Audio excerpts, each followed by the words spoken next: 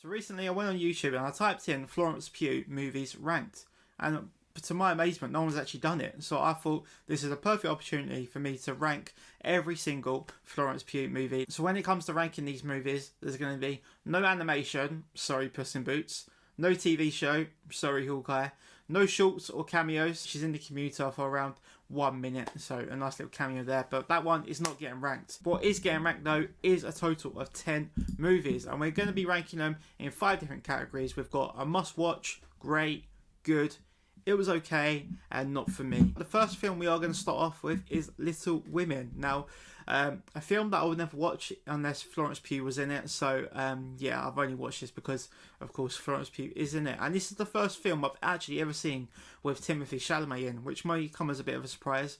I've not gone out my way to not watch a Timothée Chalamet film. It's just literally, I've never ended up watching a film that he starred in. But as for the film itself, I'm torn between it was okay and it wasn't for me. There wasn't, I know it's a classic film and I'm sure a lot of people have got a lot to say on it, but there just wasn't enough going on for me in the film, unfortunately. Florence Pugh, she wasn't, I don't think she was the main character in it either. I'd say she was the second most important sister. I think the story follows 4 very different sisters, and yeah, that's about all I can say about the film, really. It wasn't a film that I paid great attention to. I haven't got an expert opinion on the film. I'm going to put it in, it was okay. I feel like the acting was good. Of course, Emma Watson was in it as well. But yeah, it was okay. Not much else I can add to it, really. I don't want to criticise a film that I've not got that much interest in, if that does make sense. Next up, we've got Black Widow, and like I said, I've watched all these films again. So there are some films that I'd already seen with Florence Pugh, and some films that I've never seen and I watched for the first time. So watching Black Widow for maybe the 4th or 5th time now, my views on it have changed a bit more. Before I was like, yeah, it's a decent film, you can enjoy it. It doesn't really need criticising. It's just a film you can sit back and enjoy it. But now watching it again, I feel like there are some flaws in the film, some bits that wasn't exactly necessary. I think before I would have put the film in great, and now I'm torn between good and it was okay. Florence Pugh was really, really good in it, especially as Yelena. Feel like, yeah, she's going to be really, really fun in the MCU in the future. I think she will be in Thunderbolts. That will be her next appearance as Yelena. But overall, despite the introduction of Yelena, and I did like the chemistry between Florence Pugh and Scarlett Johansson, I'm torn between where to put it. I think I'm going to put it in good. I feel like good is a fair ranking. Might be a bit of a controversial one. That do let me know your thoughts in the comment section below with all of my answers. Next up, we've got Florence Pugh's first ever performance, and that was in a film called The Fallen, starring Maisie Williams, of course, famously known for Game of Thrones, playing Arya Stark. Now, The Fallen was a weird film. There's a couple of these films, the next film included, where there were. I couldn't work out if there was a film or if it was a BBC drama. They couldn't really make their mind up with what they wanted to be. So I'm not sure if that was a deliberate thing, but The Fallen, overall, the film was a bit of a mess. Florence Pugh doesn't get the most amount of screen time, you could say. And I was quite curious with the plot. The plot of The Fallen is based around a girls' school. I think it was a private girls' school, and these girls just start literally falling, passing out one by one, and there's a bit of a mystery surrounding it all, between what is actually going on here. Like, is it an illness? Is it something a bit paranormal? Is there a plague going around?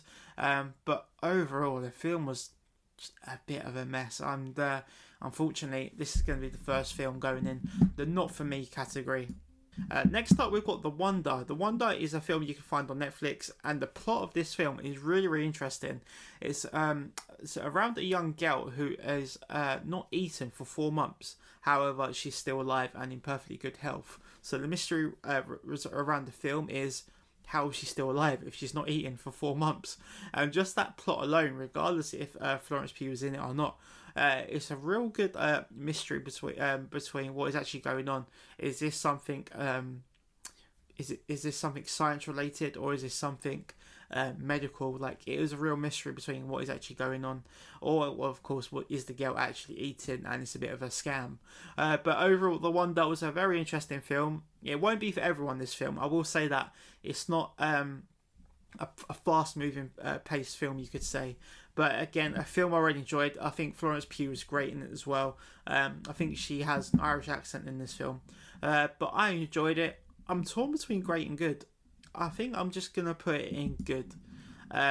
Yeah, it was good, but it has the potential to be great. There could have been some tweaks they made during the film that would have made the film a lot better. But overall, I'm just gonna class the film as good, and I think that is a fair ranking for the film.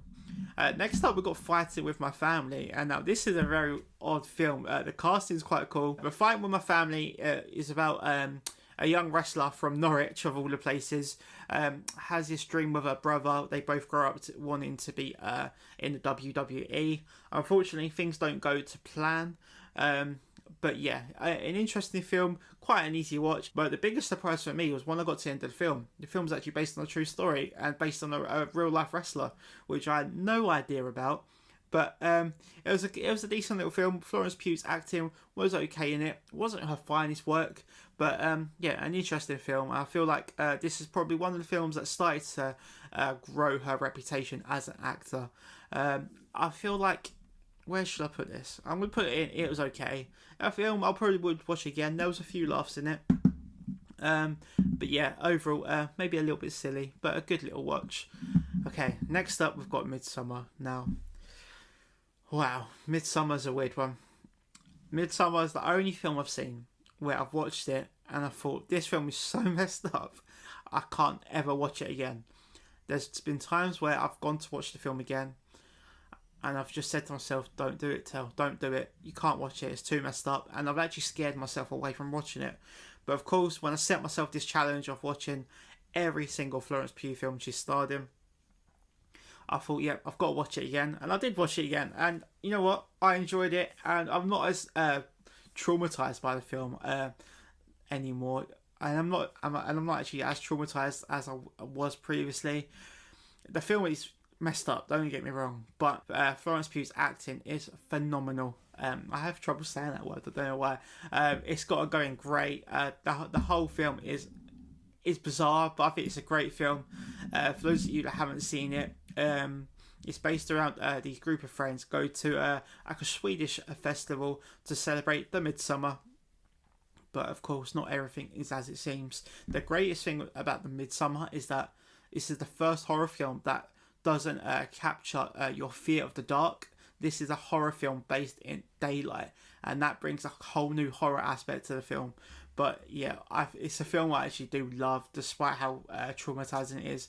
It's a great film, and it definitely deserves to be in the great ranking category. Now, okay, we've got 4 more left, guys.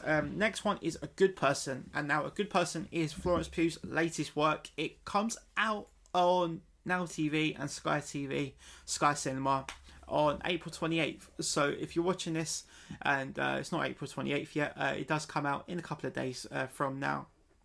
Now, The Good Person was a film I was very interested in due to it being directed by Zach Braff, due to it starring Florence Pugh, of course, and due to having Morgan Freeman. And I was really excited to see the chemistry between Morgan Freeman and Florence Pugh. Yeah, it's a comedy in some aspects, and it's also a very sad movie as well.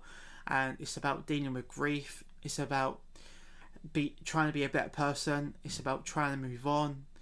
It covers a lot of things, and just thinking about it now, I'm having some flashbacks, and there's some certain writing in the scripts that really hit home, and yeah, a really touching film. I've seen some people criticise it on Letterboxd, which put me off watching the film a little bit. I didn't want to take Letterboxd reviews too seriously. Do let me know in the comment section below, with these Letterboxd reviews, are they something we should be taking into account, like Rotten Tomatoes, or should we just take the Letterboxd reviews as a pinch of salt? But A Good Person, very, very, very good cinematography, incredible acting by Florence Pugh and Morgan Freeman, some very touching moments. and a film I definitely will watch again. I probably will watch it within the next couple of days. I just love the film. It can have some flaws, you could say, but for me, you know what?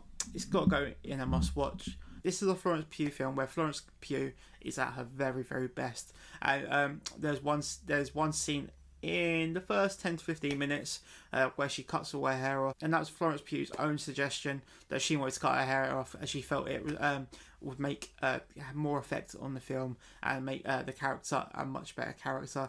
And it definitely, and I must say, it definitely worked. There is a big incident in the film within the first 15 minutes which shapes up the rest of the film, and you do see Florence Pugh's character before the incident and then after the incident, and there's two completely different Florence Pughs there, and both of them, the acting is just incredible. And yeah, overall I give it a must watch.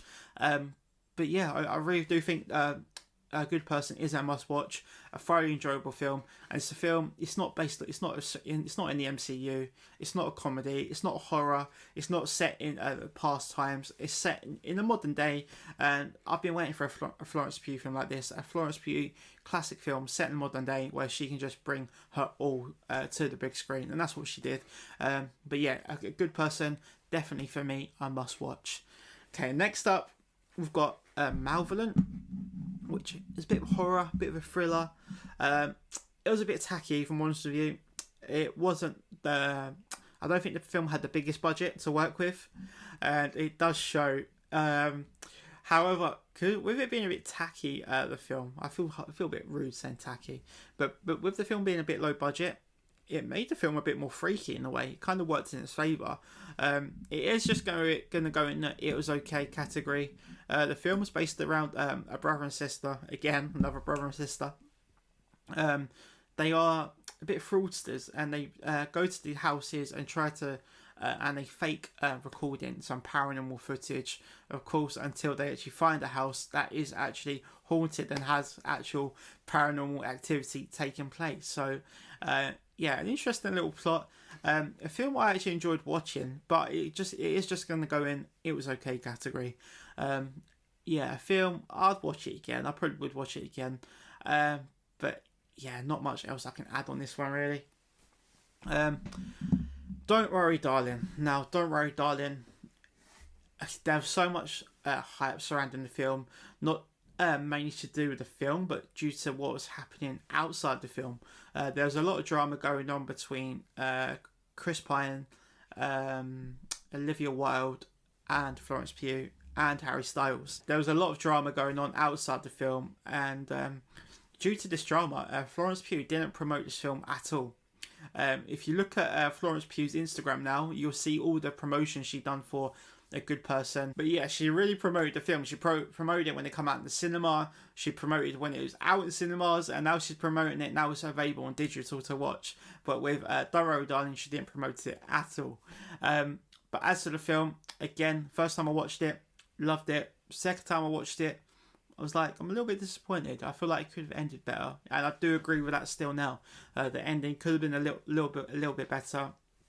And now when I watched it for a third time, I really do feel the casting choice of Harry Styles didn't work.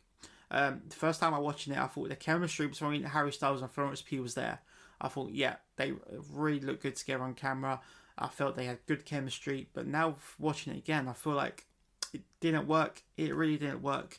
And I felt like if there was someone else casting instead of Harry Styles, the film would have actually been a lot better.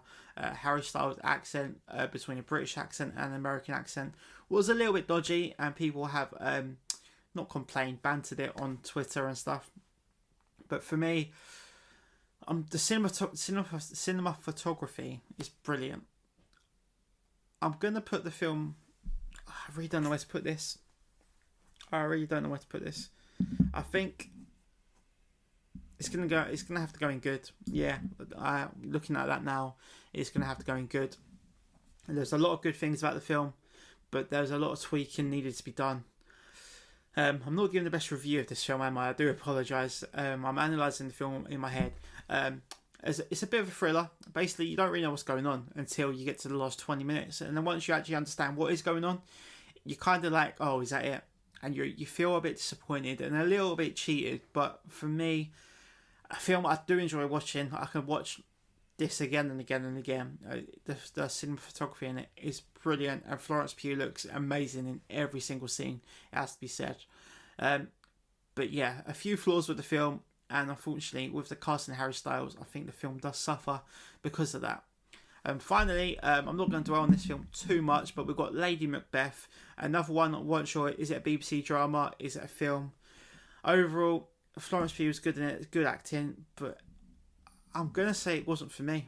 I have to say it wasn't for me, this film. It does have to go next to The Fallen in that category.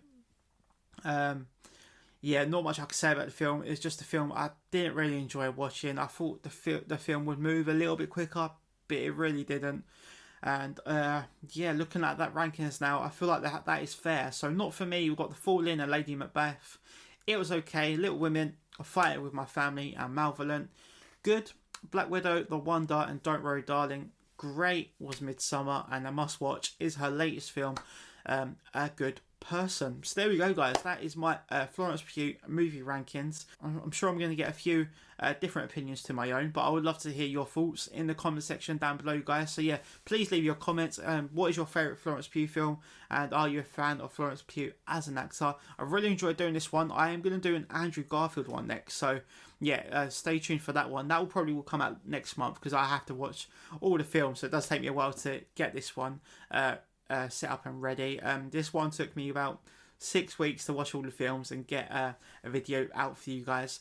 But that is going to do it then, guys, for today's video, and my first ever actor movie ranking on the channel. And there's going to be a lot more movie content, not just Funko Pops, but I'm going to try and move into movies stuff as well. But thank you for watching today's video, guys. If you did like today's video, please do consider giving me a thumbs up and a sub as well. That will be brilliant as I try and reach 900 subscribers. Anyway, thank you for watching today's video, guys, and I'll see you back here soon for the next one. See you later.